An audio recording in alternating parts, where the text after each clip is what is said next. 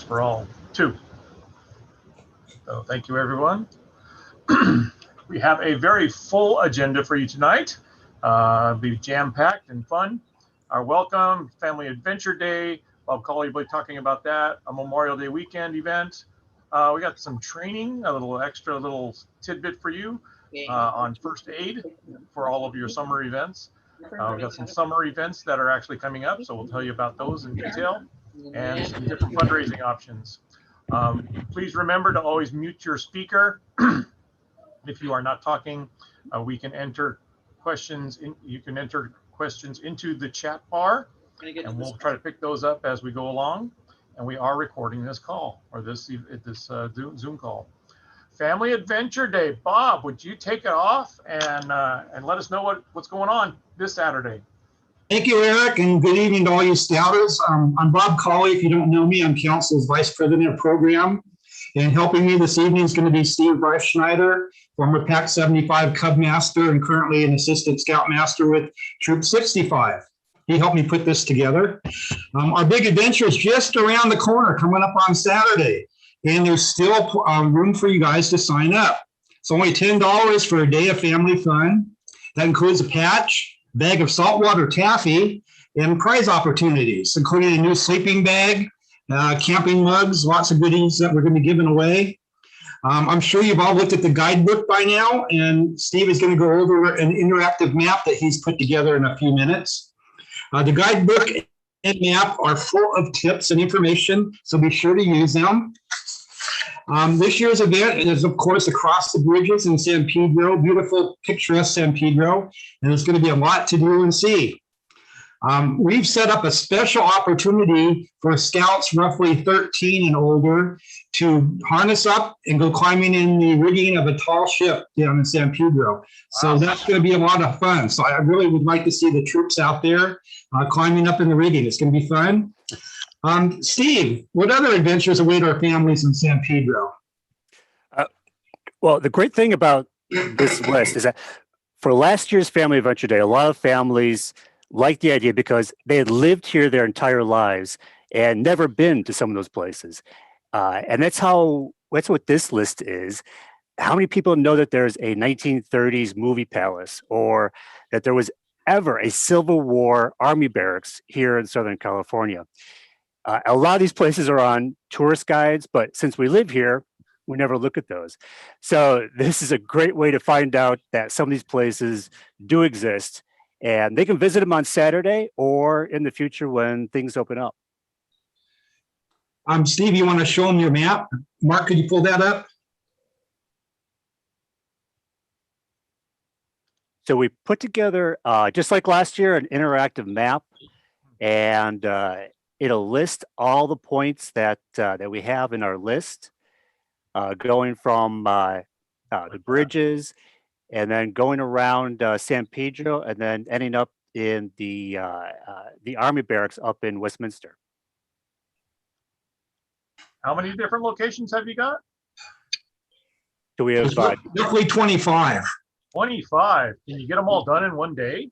I think so. The beauty of this outing, the way that Steve and I put this together, and actually you'll see it if you look at the map right now, you'll see that there's a cluster of stops all kind of down there at the bottom by the port. And those stops are literally either within walking distance in some cases, or just minutes drive away from each other. And some of them are just, driving over the new bridge, because not everybody's even driven over the Gerald Desmond replacement bridge yet, which I heard it's due to get a new name. So, I mean, that's one of the stops. That's just part of the deal. So, yes, I really think if somebody tried hard, they actually could hit all of these stops. And I really love that the map is interactive and there's a description on the side, and you can click on each one of those events right on your smartphone as you get there. Yeah. Now, Walker's Cafe that is pulled up right now, that's kind of an interesting stop. That was built in the early 1920s. Last year, as you know, we went to visit the red car in Still Beach. The red car went from the roughly where the Blues Line station is now in Willow, cut diagonally across Long Beach and hit Still Beach and Huntington Beach and Newport. Walker's Cafe was another terminus in San Pedro for the Red Line back in the day. That was the Red Line Depot. It's still there. It's now a little diner and cute as can be. All right. Yeah, do that about lunchtime. Yeah, unfortunately, you and 100 other people. But in the guidebook, in the appendix, I want everybody to pay attention. There's a whole page of recommended movies that are just going to be great for you. We've tried them out, and so you're going to be good to go. That's all I have. Steve, are you good? Yes. Yeah. Come out Saturday. It's going to be a lot of fun. A lot of places you probably never heard of.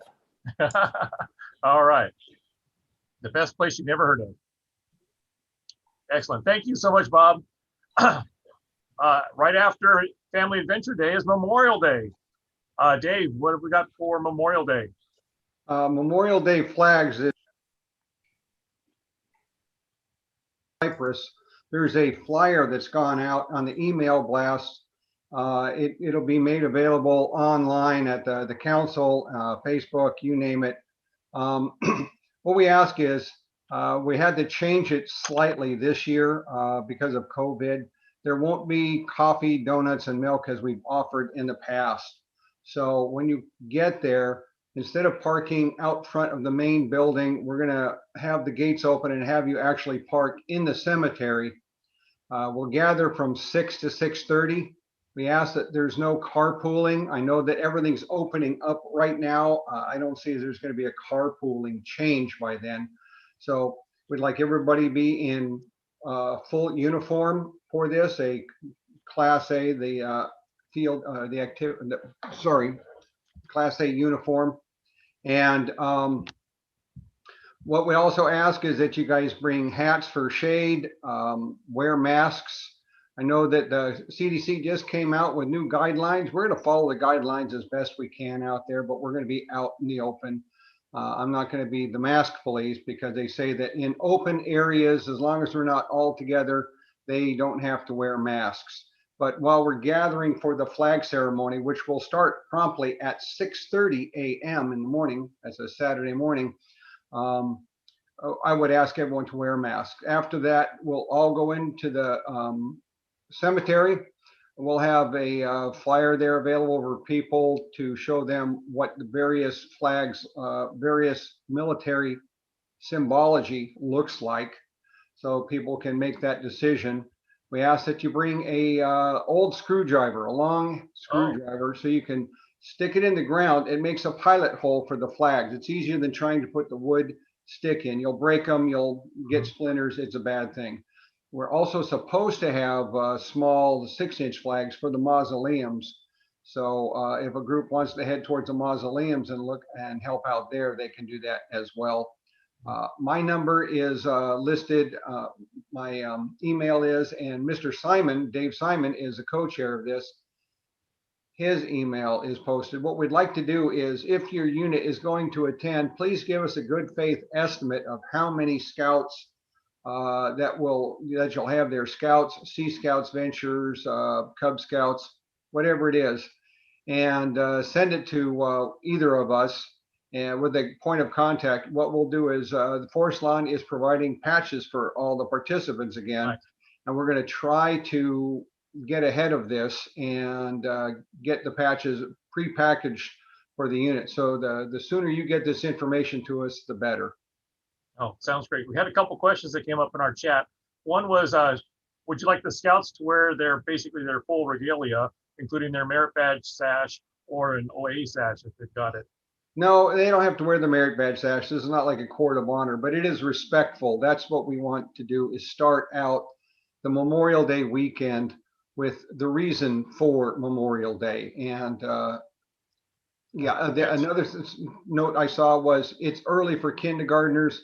Yeah, it's early for old people like myself too, and everybody else.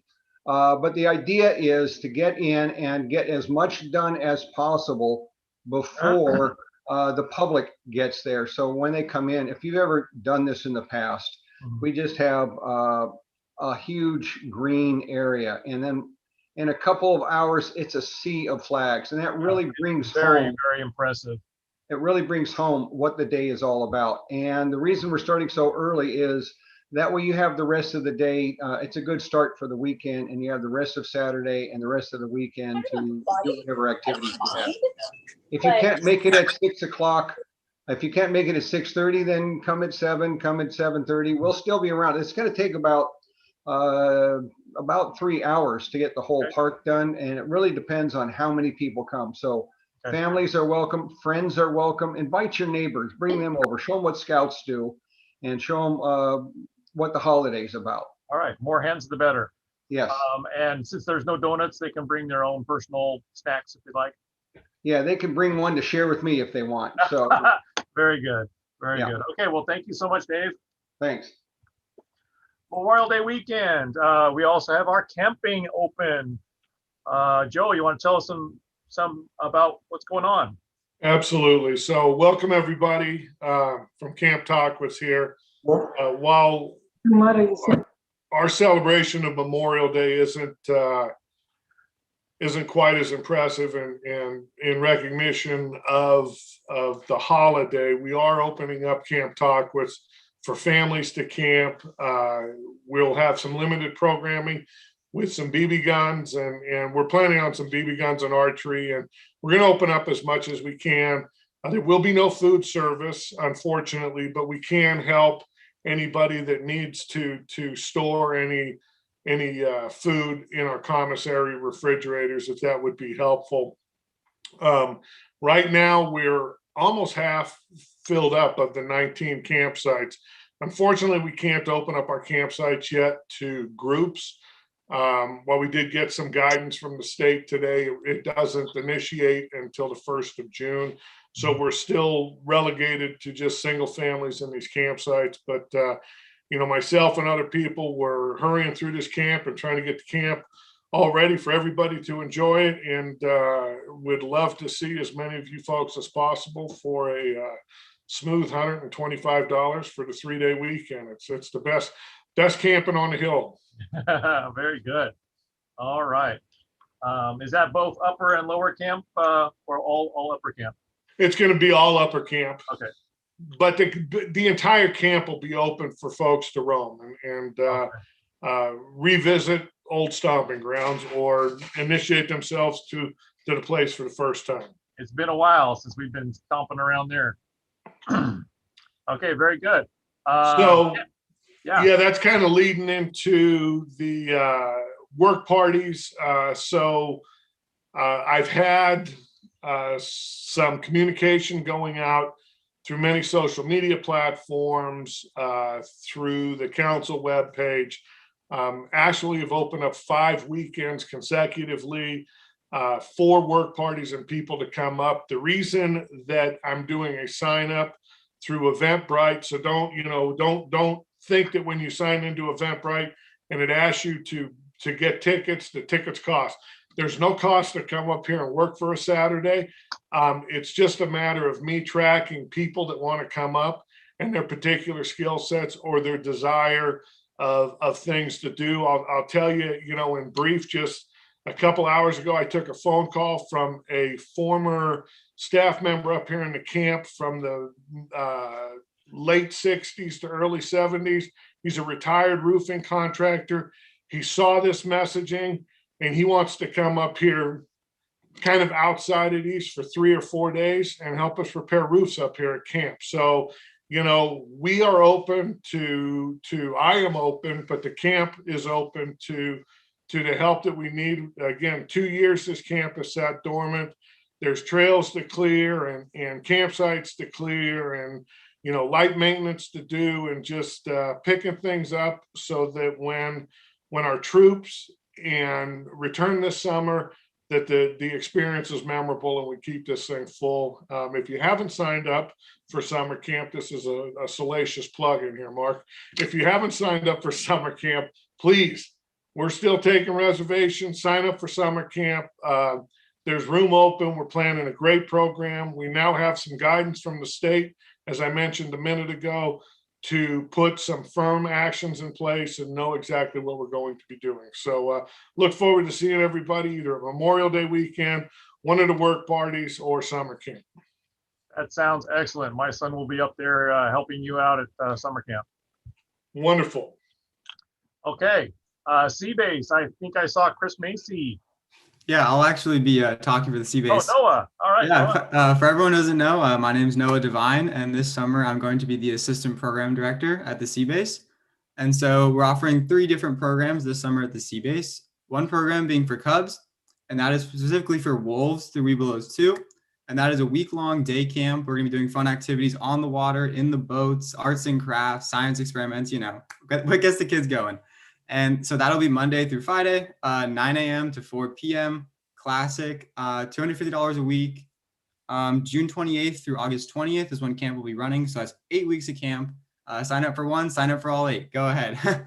I can drop the link to the sign up for Cubs in particular in the chat right now. And then I will talk about Scouts BSA. And then if we have extra time, I can go over the registration form as well. I don't know how much time I'm being allotted here, but for Scouts BSA, we're running 2 different merit badge programs this summer. So it's not gonna be the classic go to camp from 9 to 4. The 2 programs are virtual and in person. Those are separate. So if you're gonna be going virtual, you'll be online for the full week. That's $125, and you can take up to 4 badges each week with virtual, and there's 8 weeks of virtual camp with new badges every week, so Scouts can come multiple weeks. And then for our in-person badges, we'll be doing the classical kayaking, canoeing, swimming, life-saving, small boat sailing. We're also adding a Trail to First class program this summer. So new Scouts who haven't had the opportunity to get those basic camp skills can come down to the C-Base for a week and earn those. And then, so for virtual, like I said, it's $125 for 4 badges. And for in-person, you're signing up for individual badges. So you're signing up for possibly like canoeing and small boat sailing. And you're going to sign up for those individually, and then you come for that merit badge, and then you leave when it's done. So you might come Tuesday morning and Thursday afternoon and Wednesday afternoon for the week. And then I will drop some links to some flyers and some schedules. Does anybody have any questions, or Chris, did I miss any information? We did have one on our chat, or can you repeat exactly what is available for the Cubs? Yes. Or see what days or how that works? Yeah, so for Cubs, it's specifically Wolves. So kids entering 2nd grade this upcoming fall through Webelos 2. And then I think the question was addressing someone who is not in scouting. So if they're not in scouting, they can register for scouting and then sign up for camp. So I would email Chris for the registration, or someone else, whoever's in charge of registration, and then they can sign up for camp and come with their friend. Okay. You would need to be a registered scout. Same goes for summer day camp for Scouts as well, for Cub Scouts as well. Okay. Yeah, I'll echo on that. We do encourage bringing friends. We absolutely do. And please invite your friends. Come down, have a good time. But we do got to get them registered. The nice thing is that it is a prorated amount from now until the end of the year. And if for whatever reason they just don't want to sign up with a traditional Cub Scout pack, we can still accommodate them with our Pack 500 at the C-Base as well. But obviously, we're encouraging people to sign up with their local pack because they just don't know what they're missing and the joy of scouting, and hopefully we can get them hooked in. But for more information, you can either help them, guide them to a troop, whether it's to a pack, whether it's your pack or not, or send them my way. You're welcome to. Same thing goes with Scouts BSA. Now, the Scouts BSA, we do not have a troop at the C-Base to sign them up to, so they must register with their local troop. And quite honestly, it doesn't make sense for people not to participate in the Scouts BS. Or it doesn't make sense for people who are not Scouts to participate in the Scouts BSA program, because it's a merit badge program. It's not a summer day camp. We're offering badges. Come down and get your badges and have a good time. So it's not conducive unless you're a scout and you want to earn those badges. I do see Jennifer Armstrong here asked a question about no camp options for tigers. Unfortunately, National does put a restriction on tigers. Lions cannot come to camp. They're not allowed. And tigers must come with a tiger parent or a tiger companion, they call them. Unfortunately, our facility just doesn't have the footprint, the space, the resources to accommodate that. So as much as I would love to have our 1st graders with us, they're going to have to wait till next year. Now, keep in mind, if you're a Tiger this year as soon as the school gets out, you're You're rolling off. over. So you can join us. If you're going into second grade in fall 2021, then you're able to join us. That's right. And there's also Cub Day Camp too for those little guys. All right. Thank you so much. Cub Build It Day. Yeah, so Cub Build a Day is Saturday, May 22nd. We're getting pretty close to selling out, so tell your units if they really want to come to sign up. It's gonna be at 9 a.m., $20 a scout. Fun day, you know, working with tools, doing woodworking. You're gonna be making some pretty cool projects with hand tools. For Tigers 3 Belows 2, you can earn some belt loops. But very important, a parent must come with each scout.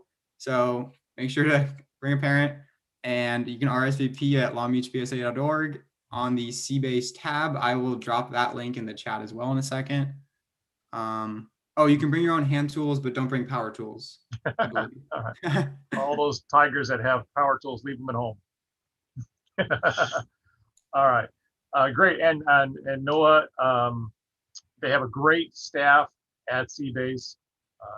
The scouts will learn a lot. Everything that we've been talking about is available in detail on longbeachbsa.org. So always go there as your choice, your place of choice for all that information. Yeah, just really quickly, one last thing. If any of your Scouts BSA would like to volunteer for staff, I'll put the staff link in there. We have counselors. We're just looking for more volunteers. Excellent. Okay. I want to bring up Joe Lopez for a special treat today for all those summer events that will be happening. We want to make sure that the scouts are safe. And we're going to teach you a little bit of first aid that applies to some of these summer camps or these summer events. Joe, take it away. Hi, everybody. So I'm just going to go over some brief first aid. I know I'm on a quick timer here. So I just wanted to go over some basic first aid for minor cuts and scrapes. So and a couple of other things. So, you know, if you get a minor cut or like a scrape, you know, somebody falls, skins their knee, you want to make sure that you're going in, you're washing the affected area with soap and water, and try and remove any kind of foreign material. Cover it up with a sterile bandage, and you know, wash it daily, and apply a new dressing to it. For puncture wounds, it's essentially the same thing. It may be a little bit more difficult to get some of the foreign material out, but you want to try and keep it elevated as well. And I know I'm going through this a little bit fast, but bear with me here. So general wound care, you want to stop the bleeding by applying direct pressure. Wash it to try and clean it as best you can. Remove any kind of dirt or foreign particles from it, and then if it's an open wound, you know, try and close it when you bandage it up. It'll help with healing and scarring and things like that. Once you have it closed, you want to keep it covered. Let's see. Okay. How about antibacterial ointments? Yeah, you want to apply antibacterial cream or gel to it. Let's see. Okay. You know, things that you want to look out for with any of these things that you're applying first aid to, and you're watching. You want to watch for redness or swelling, any kind of throbbing, pain, or tenderness in the wound area, any kind of red streaks, tenderness or swelling in that area, any foul odors, or, you know, if the patient has any kind of chills or fever, those are all signs of infection, and you definitely want to take them to see a doctor at that point. Bites and stings. Most bites, you can wash the area and apply an antibiotic wound cream or gel and just cover it. Animal bites, depending on the animal, you may want to seek medical attention if you suspect that there's rabies. With snake bites, if you're not sure if it's venomous or not, just assume that it is. Don't waste a lot of time looking for the snake or trying to identify it. Just try and get whoever has a snake bite to medical care as soon as possible. Bandage it. You want to start the bandage below the wound for this from the heart, and have it snugly wrapped up and above that wound. And then make sure that you can slide a finger in. You don't want it too tight. We're not trying to apply a tourniquet. For bee stings, to get a stinger out, you want to scrape it with something rigid and flat, like a credit card or an ID badge. Wash the area with soap and water, apply an antibiotic gel, apply a bandage over it. If there's known allergies or you see signs of anaphylaxis, they're having trouble breathing, they're swelling, if they have an EpiPen, assist them by getting it for them. Try and get them to administer that to themselves, and call 911 to get additional medical aid there. Sprains and strains, we want to use the Rice method. So we want to rest that limb. You want to immobilize it. You don't want them using it or moving it a lot. You want to apply cold to it in sets of 20 minutes. So 20 minutes on, 20 minutes off, and then you want to elevate that limb. Now, you don't want to apply any kind of heat to it. Heat opens up the blood vessels, encourages blood to go into that area, which is going to increase swelling. So you just want to apply cold, 20 minutes on, 20 minutes off. And let's see. So heat-related illness, this is really important at a lot of our camps, happens with not drinking enough water. So you want to make sure that you're drinking plenty of fluid. Encourage your scouts to drink plenty of fluids as they're going out. Some signs for like heat exhaustion would be cooler, moist skin, change in their coloration. They might get headaches, nausea, dizziness. In those cases, you want to move them to a cooler environment. Apply some cooler wet towels. Slowly give them small amounts of water to sip on, about every 5 minutes. And if they start getting worse, if there's fainting, vomiting, seizure, or they become really hot to the touch, that's heat stroke, and you want to get them to medical professional to evaluate them. Basic things for your personal first aid kit. You want to make sure that you have, let's see. Sorry, I did not prepare this slide too well. So this is probably not, I just kind of grabbed this off the internet. I apologize. This is probably stuff that's not quite as good for a personal first aid kit. There's pretty much, you want to have, there's several different types. You can have a personal one for you as an individual, which will probably be different than what you have with what your scouts will carry. Then there's the unit bags.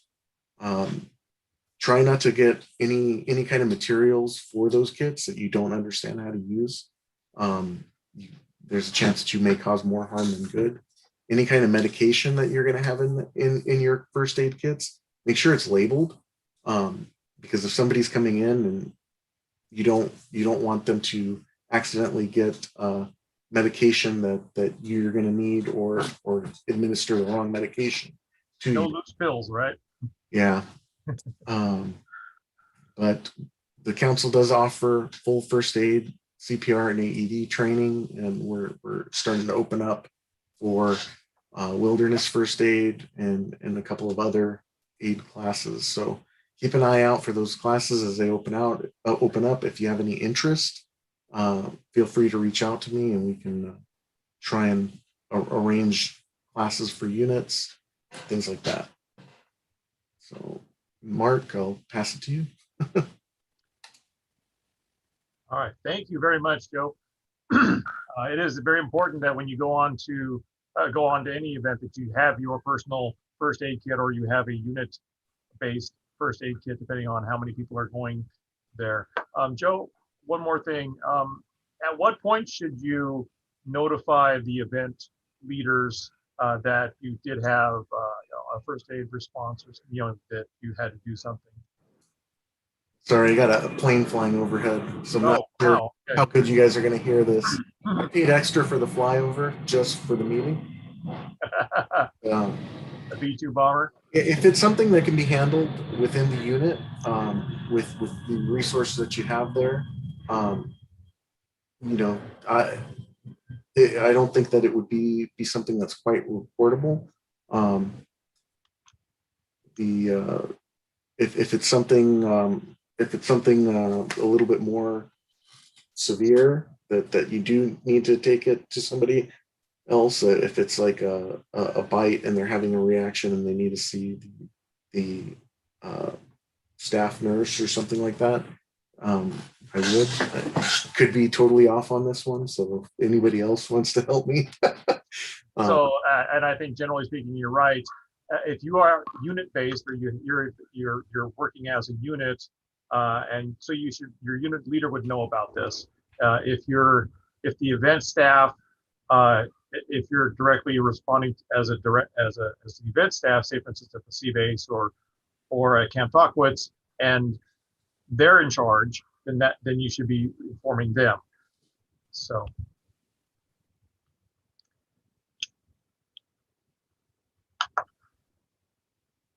So, and that's just for good precautions, so that in case something does progress, get worse, there's an infection, that they're at least aware of what happened before. Okay, summer and fall previews.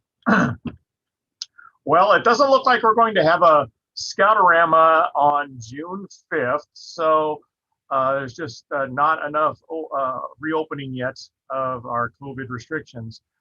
Our thought here is, let's perhaps do this in the fall. And what better time to do it than the fall, because that's the time when we are recruiting new scouts. And so Mark has a little poll, I think, that we want to ask you. Would you be interested in a fall Scoutorama? And this means that the units, we're going to be asking all the units to participate. So is this something that you would want to do? So go for it, everyone. Answer the question. Would you be interested in it? And with the idea that, hey, this could be a recruiting event. This could be where you pull in new Cub Scouts, new Scouts, BSA Scouts. This is where you might want to start talking to those Webelos and crossing over to go into your unit for Scouts BSA. So we've got 38 participants online right now. So you can answer personally, or you can answer for your unit, doesn't matter. But we're trying to get a good flavor for this. So, all right. So results are 95% of those that are answering would be interested in doing this fall event. So I think when we start talking about our fall calendar, and Bob Colley is going to be asking certain unit leaders and certain district and council members to start planning out our fall calendar. I think this is going to be something that we want to schedule up. So we'll try to stay away from some of the other busy weekends, and we'll let you know how it goes. Okay, great. So I guess stop that now. Webelos weekend, always the third weekend in August. It actually comes up pretty close up against a lot of people, a lot of kids starting school again. It's their last hooray, their last chance to have a camping weekend before they go back to school. And by all of our metrics, we are going to hold it, everyone. We're going to have that Webelos weekend. We think that everything's going to be in good shape, that we can actually hold that plan. John and Samantha have risen to the occasion and are going to be helping with that Webelos weekend, put it on. I will do what I can as well, and I think we're going to have a great time. Cubbery, October. Yes, that's a big yes. We are working to look for a location that we can handle everybody. Joe, are you nodding your head yes? Are we going to be holding this thing? Well, but Yeah, cover we need reading help. will be on the calendar. I am looking for a location. I'm trying to see how it's going to work. If it's going to be if we will be allowed to do an overnight, or if it may have to move to a day camp style event. Possibility too if we can't do an overnighter. Yeah. Yeah. So Okay. Fantastic. So we got encouraging news. I think we're going to have a very exciting a year. Okay. Fundraising. We're going to need to start cranking up that fundraising for all those events that we're going to be holding. We do have some possibilities, opportunities here. You can always sell popcorn. We have new products out there. Ooh, milk chocolate pretzels, pre-popped kettle corn. It was only available before in unpopped format. Microwave butter is back. That was always a big seller. People like that one. You can go online and there's a commitment form. You fill that out and say how much you want to reserve, and then let us know how much you want to plan if you want to sell. And there are some gift cards that are available as incentives for those that sell certain amounts of popcorn. Camp cards are the other opportunity that you have. This is a $10 card. It's a physical card. You can tear off pieces of it to for your discounts and coupons. There's a, I believe this was Smart and Final $10 off right on the card itself, so you get your money right back again as soon as you make your first purchase there. The scouts themselves or the unit in this, whoever's selling it, can keep $3.50 of that. And there's also, again, Amazon gift cards that are available for certain sellers. All right. And 3 more weekends to go. I think the coupons are generally available or generally offered until the end of the year, December 31st of this year. So they're still good for a long time. There's all the different types of places that you can get that discount on that camp card. Okay, they're very easy to sell. Very, very easy to sell. They sell themselves. Okay. Recruiting. A lot of interest coming in. There's a lot of antsy parents that want to get their kids out in the outdoors. They've been cooped up in their houses for far too long. We can do all kinds of things to help in your recruitment efforts for your units. We can print flyers for you.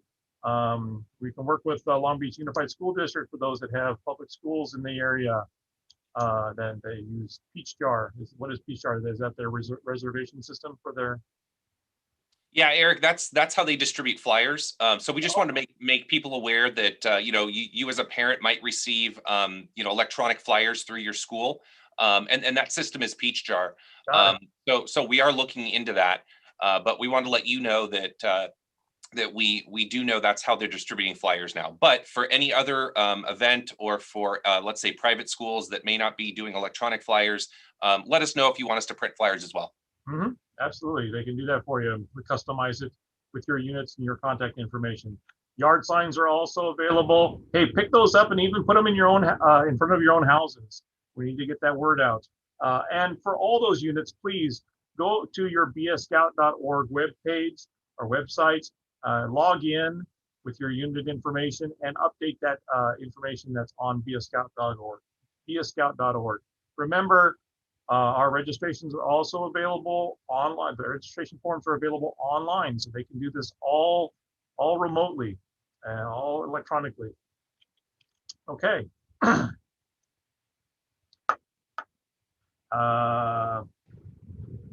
Okay, reopening. So we've been following the COVID restrictions in LA County down to the yellow tier at this point. Which means that for dinner patrol meetings, you are allowed to do those outdoors. Indoors, you can do them at 50% capacity using the proper PPE and social distancing. Pack and troop meetings, Those are the larger meetings. Same thing goes. You can absolutely hold them outdoors. We had our troop meeting outdoors last night. That works out really good. And now that summer's coming, the weather is nice. Camp Tockwitz, it is open for overnight camping at 50% capacity, and using the group model or the cohort model for that, you do have to sign up with reservations so that we don't overcrowd that area. Long Beach Sea Base is open. We are holding meetings there, or holding events there, but still you have to use your PPE and your social distancing. And then Long Beach Scout Shop is open Monday through Friday, as always. You do have to wear a mask when you're in there, and curbside pickup is still available. When it comes to be June 15th, the governor is looking to say, you know what? If our numbers look good, we will stop using the tiers. And so that means that a lot of these restrictions will go away, with the exception of masks and social distancing. But you can hold your events indoors. You can not, there probably won't be restrictions on certain kinds of camping or limited camping at that point. And what better way, because camping is outdoors, right? And the Scout office will continue to be open. Okay. If you have questions at this point, please feel free to put them into the chat. We do have our monthly roundtable meetings are the second Thursday of the month. Always keep that on your calendar. This is the best way for us to disseminate that information in a quick manner. Also to see your glorious faces and to have a little bit of share time. Eric, I did want to mention, John did answer in the chat about Weeblo's weekend, and we're working to get that up before the end of the month. So in the next couple of weeks, we do want to get that Weeblo's weekend registration up and running as soon as we can. That sounds great. Absolutely sounds great. Okay. And we'll get that contact information is available also on the webpage for questions about Weeblo's weekend. Okay. Planning a troop, planning on signing up for summer camp. What is needed money-wise for sign up? So I'll answer that real quick. So we still have early bird pricing up until the 15th, so 2 more days. With that, however, comes you will have to come current in the payment schedule, which I believe would be 2 payments of a high. Now I'm going to get caught here. I think it's about $120, $130 per scout. So the full amount isn't required at the time of sign up, but go on and get in there and sign up through the website, and it'll steer you to the pricing. Okay. Fantastic.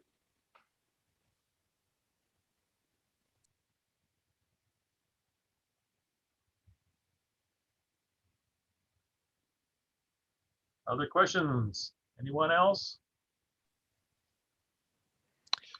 Hey, one more question, Joe, about camp for the summer.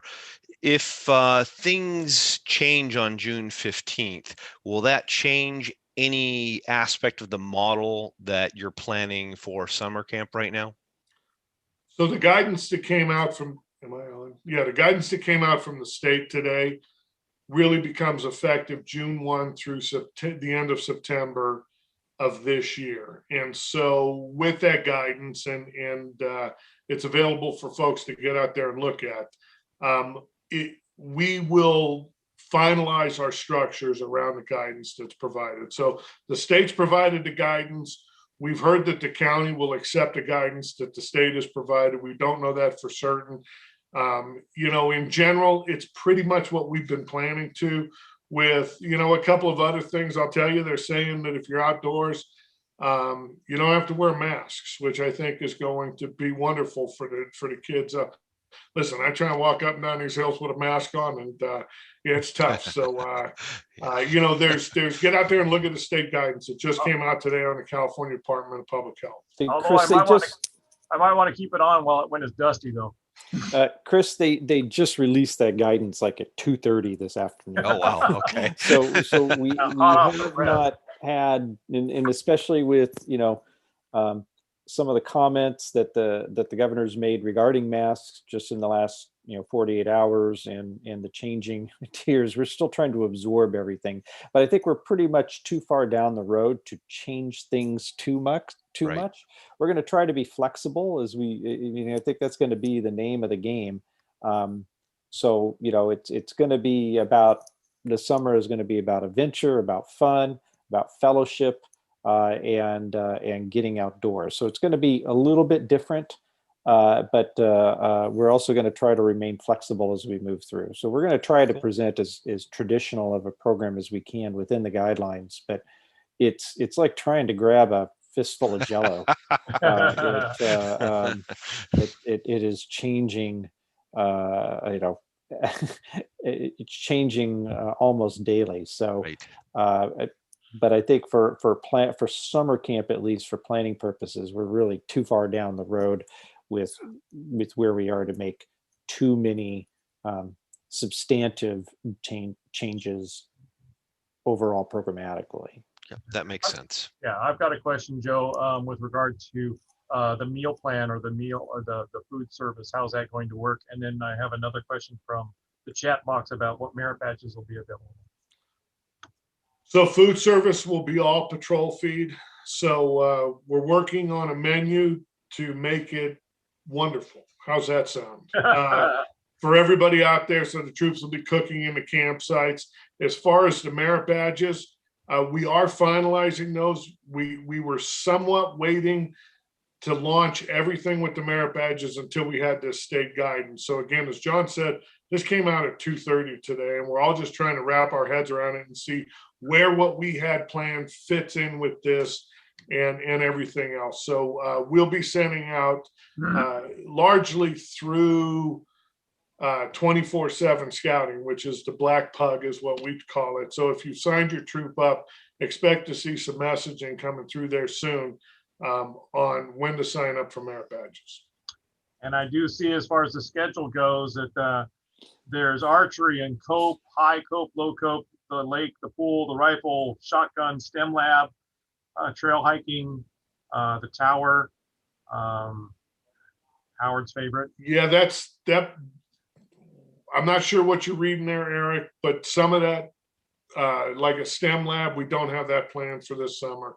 Okay. We are planning the aquatics, both lake and pool, archery, some cope, climbing, nature, scout or craft lodge. It'll look very, very similar to what everybody is used to, just with a few unique twists to it to make it compliant. Very good. Okay, thank you. All right. Well, I want to encourage everybody to be active in your units. Make sure you are meeting and get that information out to everybody right away that you heard tonight. Again, everything's available on longbeachbsa.org. Go there for all of the information. Download it, forward it to everybody, and I wish you all well, and we'll see you next month. Oh, hey, Eric. Yeah. Just one other announcement. Sorry. It's quite possible that we've been notified that it's quite possible that we will have a power outage at the council office tomorrow. So they're talking about replacing a pole. They've notified us twice before and it hasn't happened. So I don't know if we're on the same grid or not, but if the power does go out, we're probably just going to it'll be out for the full day. And so we'll just be shutting down the office. So we'll post an update. If it does close, we'll post an update on Facebook, but it's supposed to happen at 9:30. So if you need to do something at the council office, you need to get there before 9:30. Otherwise, we'll see you on Monday. Okay. Yeah, we will post an update on our website and on Facebook if that happens. Like John said, there's a chance that we're going to be open all day, so we'll see. Okay. All right. Right. So Thank you know all. why if you can't get a hold of them. All right. Very good, everyone. Nice to see you all. Have a nice night.